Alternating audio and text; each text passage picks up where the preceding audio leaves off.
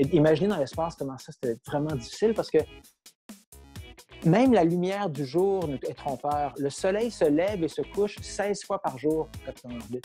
On board the space station, there was a graffiti on the wall left by an old astronaut from way back when, and it says, "There's nothing more important than what you're doing right now." Bonjour et bienvenue à la capsule Lâche pas, persévère, don't give up, persevere. Notre thème d'aujourd'hui, l'école du futur. J'aurai 5 questions pour David Saint-Jacques, médecin, astrophysicien, ingénieur physique et astronaute de l'Agence spatiale canadienne. Bonjour tout le monde, bonjour. C'est une belle journée ici à Houston, dans la maison. Je suis dans mon bureau aussi. Génial. Donc, tu vas bien? Oui, ça va très bien. Ça va très bien. Je me suis remis, je suis revenu de l'espace. Ça fait presque un an maintenant. Ça va faire un an à la Saint-Jean que je suis revenu de l'espace. Donc, physiquement, je suis complètement remis.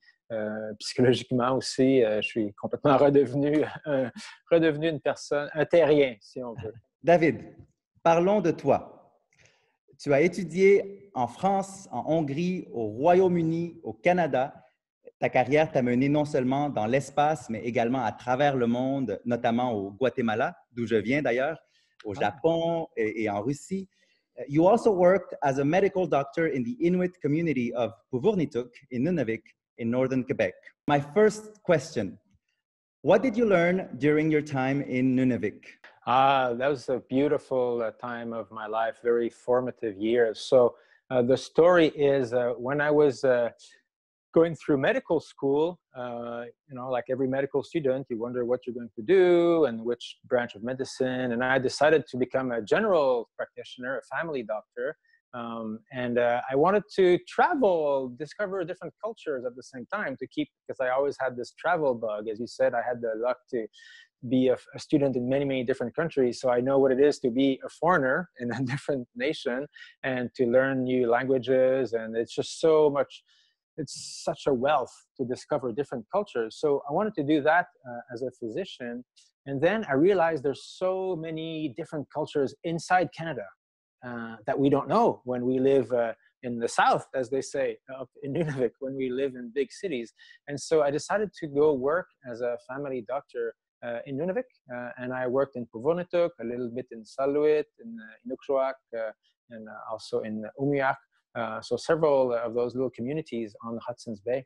And it was a fantastic time of my life. First, because with many, many reasons. Nunavik is such a beautiful place. It's gorgeous. And you see, I just love the geography of the Arctic. Every season is just an amazing place. And then the culture, the Inuit culture. I love the Inuit people. I've learned so much in their contact, their resilience, the creativity, the community spirit, the respect for the elders. And I remember how they used to say, the land doesn't belong to humans. We belong to the land. And how that sense of unity with planet Earth, I think, was really touching. I love the culture. You see, I still have a lot of Inuit cultures with me. I keep them they're everywhere in my life. I've given some to every one of my friends. And the teamwork also I learned out there, because these are small, remote places. And so the healthcare team is very tightly knit, starting with the first responders, the interpreters, all the staff in the hospital and the clinics, the nurses, the bush pilots, everybody in the maintenance services. Everybody kind of works together. And you develop a very strong sense of responsibility. And I feel everybody is like that. The people they feel responsible for themselves, for their life, for their future, for their friends, for their community. And so that was very endearing. And I often look back to that time I spent among the Inuit people. And there's a lot we have to learn from that amazing culture. It's great to hear from you, because we at Youth Fusion, we collaborate a lot with many Inuit communities in northern Quebec, including Puvurnituk. And hopefully one day you and I can go together to see the youth, to see the students that we work with. Deuxième question, l'école du futur. David, tu es venu à notre festival de robotique 2 fois, une fois en personne, une fois en direct de l'espace. Selon toi, à quoi devrait ressembler l'école du futur? Bien, je pense qu'il y a des choses qui ne changeront jamais et il y a des choses qui vont s'adapter, qui vont évoluer. D'abord, ce qui change, c'est évident, on le voit hein, en ce moment avec les technologies, l'accès à l'information, c'est de plus en plus facile. Ça, c'est vraiment une bonne chose. Avant, il fallait absolument trouver le livre ou parler à la personne qui savait. Maintenant, c'est assez facile pour la plupart des gens d'accéder à l'information aux nouvelles technologies. Ça, c'est une bonne chose. Ça va continuer à évoluer. La difficulté là-dedans, c'est que tout le monde devient un petit peu responsable de filtrer, de choisir ce qui est vrai, ce qui n'est pas vrai, ce qui est une bonne source d'information ou non. Donc, il faut être prudent, mais c'est une immense richesse qu'on a d'avoir une encyclopédie, dans le fond, accessible au bout des doigts. La chose qui ne changera pas, je crois, c'est que l'éducation, c'est quand même un transfert d'une personne à l'autre. C'est toujours important d'apprendre de quelqu'un. Je pense que humainement, ça, c'est fondamental, comme on fait en ce moment, d'avoir une discussion, même si on n'est pas physiquement l'un dans la même pièce, l'un et l'autre, d'avoir un échange, je pense que c'est très, très important.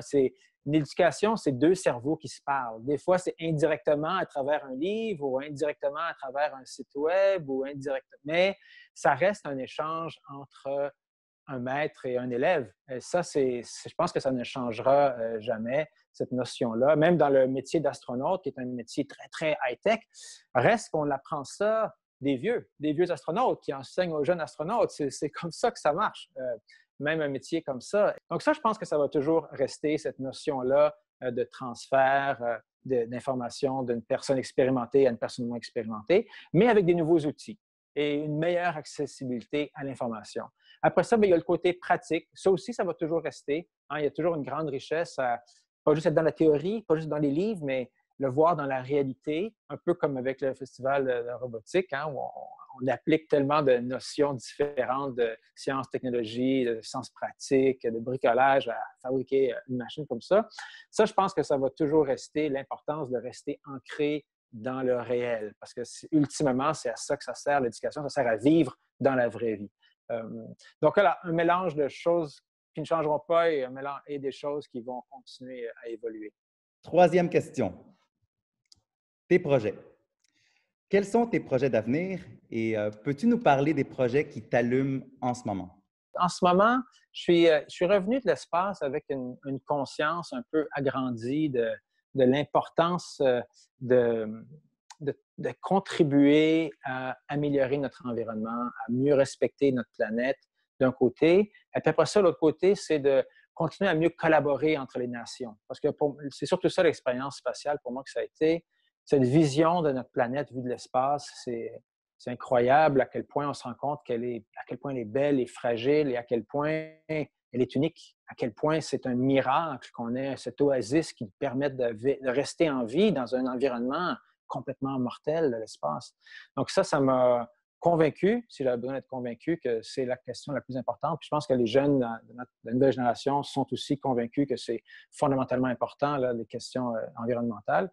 Puis après ça, il y a le côté politique, collaboration internationale. Hein? C'était une expérience extraordinaire de travailler avec des gens de partout dans le monde, des pays qui, par ailleurs, des fois, s'entendent vraiment pas très bien et s'envoient des menaces et des insultes, mais dans l'espace, ils travaillent ensemble. C'est comme si c'était un espace protégé, un pont au-dessus des frontières où les gens continuent toujours à collaborer. Et ça m'a rassuré, moi, sur l'avenir, qu'on est capable. On est capable de travailler ensemble, on est capable ensemble de trouver des solutions aux problèmes terribles qu'on a, écologiques, médicaux, comme on voit en ce moment, de mondialisation, les conflits qui continuent. On est capable. Le génie, il n'y a pas de limite au génie humain, mais ça passe par la collaboration. Il faut aller au-delà de nos différences et se rendre compte qu'on a beaucoup plus en commun que ce qui nous rend différents. Et quand on se concentre là-dessus, on peut accomplir des choses vraiment extraordinaires. Donc, c'est un peu ça les deux thèmes là, qui guident ma démarche. La collaboration est vraiment une compétence que nos jeunes développent énormément dans le cadre de nos projets. Tu les as vus travailler au Festival de robotique. Puis je veux faire une analogie. Ça, c'est ma classe à l'école des astronautes. Hein, c'est une photo que je garde précieusement de ma classe quand j'étais à l'école des astronautes. Et puis, on pourrait penser qu'il y a une grosse compétition entre astronautes, hein, mais Ouais. en fait, non, pas du tout. Parce que le défi qu'on nous pose, les standards qu'on doit atteindre sont tellement élevés, c'est impossible de faire ça tout seul. La seule manière de passer le cours, c'est que tout le monde passe le cours en s'aidant. Et comme ça, ensemble, on réussit à être à la hauteur. Donc, on a tout à gagner à s'entraider. C'est ça la richesse de l'esprit humain, en fait. Which leads me to the fourth question, because I'm listening to you and I see how motivated you are about your work, about your team, about your former colleagues. But I wonder, have you ever been unmotivated in your life? And if yes, how did you overcome it? Yes, I have. Very often, actually, because I have this tendency to set myself very high goals, way higher than I can comfortably achieve. and I always thought, if you're going to have a dream, it might as well be crazy. And even if you don't make it, well, it's not the end of the world.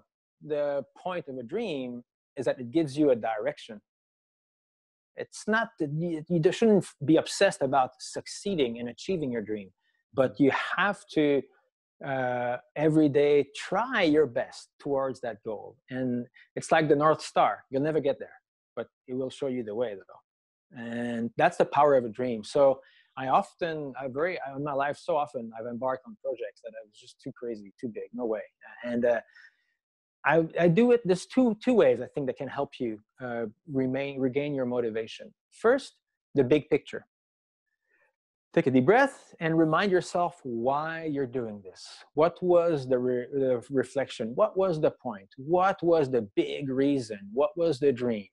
And so keeping that big picture is very helpful. When I was in space for almost 7 months in a very dangerous environment, working so hard, it's very uncomfortable physically. I mean, I can tell you, there were some hard days. I would look outside the window, look at the Earth, remind myself of the scientific objectives, the international collaboration, and okay, that's why.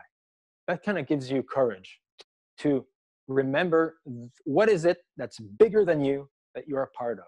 That take the focus away from you and put it on the big plan. That's one aspect. The second aspect is almost the opposite, is focus also on doing correctly whatever it is you're doing right now. On board the space station, there was a graffiti on the wall left by an old astronaut from way back when, and it says, there's nothing more important than what you're doing right now, because that's the only thing that's real. If you're washing the dishes, do that well. Cleaning up your room, do that well. Doing a super important exam, do that well. Repair something broken, do that well. Me, when I play with my kids, I do that well. I spend some time with my friends on the phone, I do that well. So whatever you do right now, try to do that well. And that also helps, I think, kind of break the challenge in small pieces. And then it helps, I think, with overall motivation. But maybe the biggest advice on that topic of motivation and discouragement is it's normal. Don't be ashamed or think you're bad if you feel those feelings. No, it just means that you have set yourself big goals. Kudos on you. That's a good thing. You should be proud that you have put yourself in a situation where it's difficult and it doesn't look easy. That's because you had high hopes and big ambitions, and you want to achieve something. And it's a good thing, but it's not easy. It's not easy. La cinquième question, si tu avais un jeune démotivé devant toi en ce moment, qu'est-ce que tu lui dirais? Je lui dirais que les pensées négatives comme ça, comme la démotivation, comme la peur, comme l'hésitation, c'est pas des défauts. C'est normal d'avoir ça. C'est simplement le reflet du fait qu'on a du jugement puis qu'on se rend compte que c'est difficile. Donc, il faut les regarder pour ce qu'elles sont, ces pensées-là, bien les comprendre pourquoi. Pourquoi je suis démotivé? Qu'est-ce qui manque? Qu'est-ce qui ne va pas? Qu'est-ce qui est frustrant? Et mettre ça à côté de ce qui va bien. Et on se rend compte des fois que la liste de ce qui va bien est beaucoup plus grosse, mais on y pense moins. Hein? On est souvent concentré sur la liste de ce qui ne va pas bien, parce qu'on veut la régler. Mais c'est bon de se rappeler tout ce qui va bien dans notre vie en général ou les bons coups qu'on a faits. Ça aide à garder cette perspective-là. Il ne faut pas être obsédé par les problèmes, les mettre en perspective. Ça, c'est important. Après ça, se donner du temps pour soi-même. Des fois, c'est bon, hein? Il ne faut pas juste travailler, il faut rester équilibré. Ça, je trouve que c'est très, très important, cet effort-là. Rester en bonne santé, faire du sport, bien manger, bien dormir. Des fois, c'est difficile quand tu as confinement de vivre avec toujours les mêmes gens. Respecter la bulle des autres, demander qu'on respecte notre bulle. Si on veut être seul, c'est correct. Si on veut... Après ça aide aussi, je trouve, de se structurer, de se faire un horaire, de ne pas rester en pyjama toute la journée, de dire, OK, maintenant la journée commence. Elle va finir à telle heure. Et entre les deux, j'ai ces objectifs-là. Je vais faire ça. Puis quand c'est fini, c'est fini. Je me donne le droit de m'amuser et de jouer, par exemple. Donc, en se faisant une structure, mais ça ne vient pas tout seul. Tu sais, des fois, on est habitué, la vie nous donne une structure, l'école nous donne une structure, notre travail nous donne une structure, mais dans des circonstances comme maintenant, c'est toi qui es responsable de la structure de tes journées. Et il faut y penser. Il faut y penser. Et imaginer dans l'espace comment ça, c'était vraiment difficile parce que même la lumière du jour nous est trompeur. Le soleil se lève et se couche 16 fois par jour quand on est en orbite. On ne peut même pas se fier là-dessus pour savoir qu'est-ce qu'on devait faire. Donc, on crée dans notre tête une structure de journée complètement artificielle, complètement décidée par nous-mêmes. Et c'est tellement puissant comme outil, ça, pour garder sa motivation, pour s'aider à passer d'une étape à l'autre, une affaire à la fois, un défi à la fois. On passera à la prochaine et respecter ses limites et surtout se pardonner. C'est normal d'avoir des sentiments comme ça, il ne faut pas s'en vouloir, mais il y a des portes de sortie, c'est ça. Il ne faut pas avoir honte de ces sentiments-là. Il faut les accepter et on a tous les ressources, j'ai confiance, pour retrouver le cap si on veut. Mais c'est difficile. Les circonstances actuelles, c'est vraiment difficile. Ça nous prend tous un peu par surprise. Moi, j'avais un peu d'expérience à cause de ma vie d'astronaute, mais pour beaucoup de gens, c'est terrible, hein, comme des conséquences économiques, des conséquences pratiques. Il y a des gens qui sont malades, il y a des gens qui sont en deuil.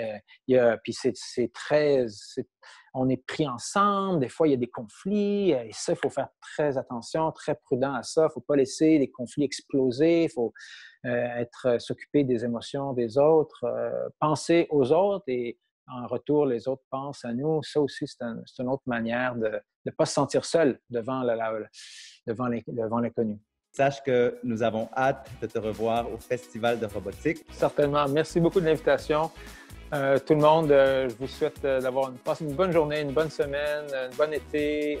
Gardez le cap. On est capable. Ensemble, on est capable de passer à travers ça. Et je pense à vous de tout cœur. Je m'ennuie de Montréal, du Québec, du Canada. On pense à vous. Merci beaucoup. Merci, Gabriel. Merci pour l'invitation.